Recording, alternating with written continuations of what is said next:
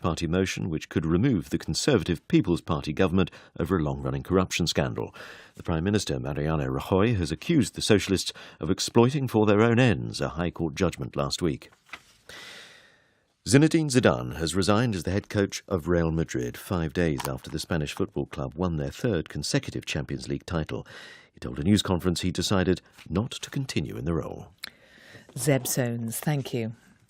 This time yesterday, we told you that the Russian journalist Arkadiy Babchenko was dead. But a few hours after we came off air, he appeared very much alive at a press conference alongside the head of Ukraine's security service. They had faked his death, they said, to foil an assassination plot by Moscow. One man has been arrested. Russian officials have described it as anti-Russian provocation, and Western organisations have also reacted with anger. The Organisation for Security and Cooperation in Europe, the OSCE's representative on freedom of the media, said it is the duty of the state to provide correct information to the public. Well, Natalia Galibarenko is Ukraine's ambassador to the United Kingdom and is here. Good afternoon. Good afternoon. What have you achieved with this? No, I think that the main outcome of what we achieved is saving life of Mr. Arkadiy Babchenko, and this was the primarily goal of why actually the Secret Service of Ukraine staged the fake murder. Because let me assure you, we were all also confused in Ukraine because it was only a small circle of people in the Secret Service who were aware of the operation, but it was the only way to save his life. Otherwise, if there would be a revelation at an earlier stage, because the arrests came in the middle of the day yesterday, so we were not in a position to share information earlier. So if that leak would be possible, so for the Secret Service of Ukraine, it would not then be possible to arrest not only the hitman, but also to track the handlers of this murder.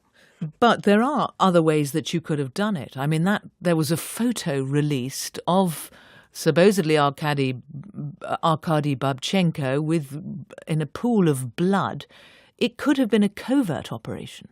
No, unfortunately, again, it was the only one possible solution while saving the life of Mr. Babchenko, because the important thing was that the actual perpetrator of the killing should be able to report back to his handlers and organizers that the killing is there. So what you're saying, it had to be very public. It had to be this complete charade. Absolutely. And I can also underline to you that even without our coverage in Ukrainian media, so the Russian media started first dispersing information about the Babchenko murder.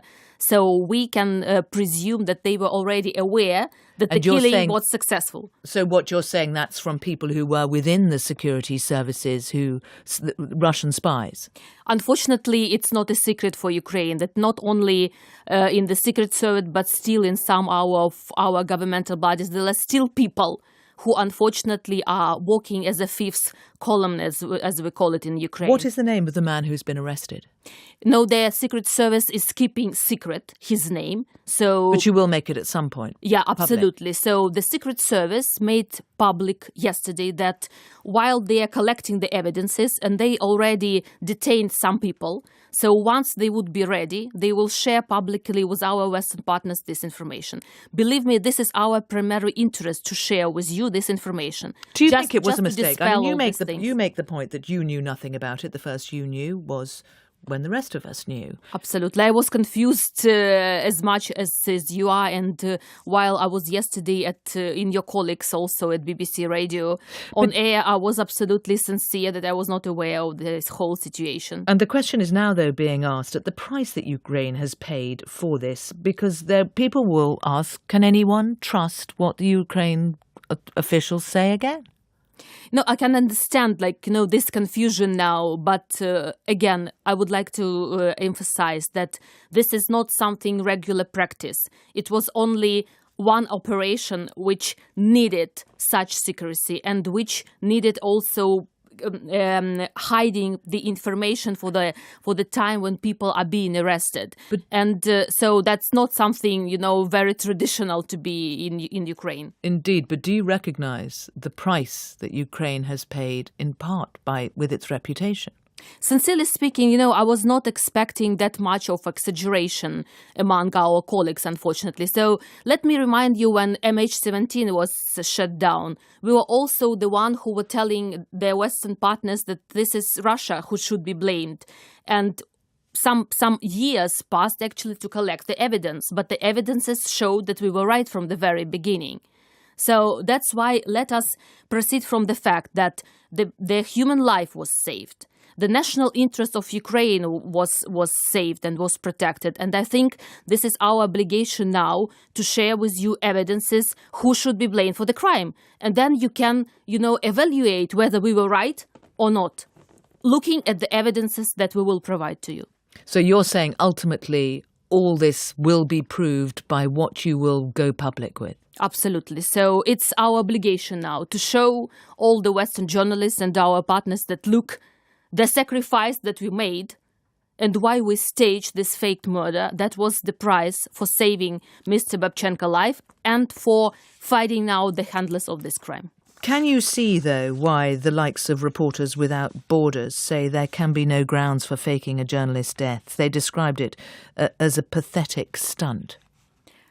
I mean, that's journalists' right to freely evaluate, what is going on. But still, let us be restrained a bit in our evaluation and look at the essence of what I said, why we did it in the end. But we are in a world where there is fake news, where people are trying to wondering who they can trust.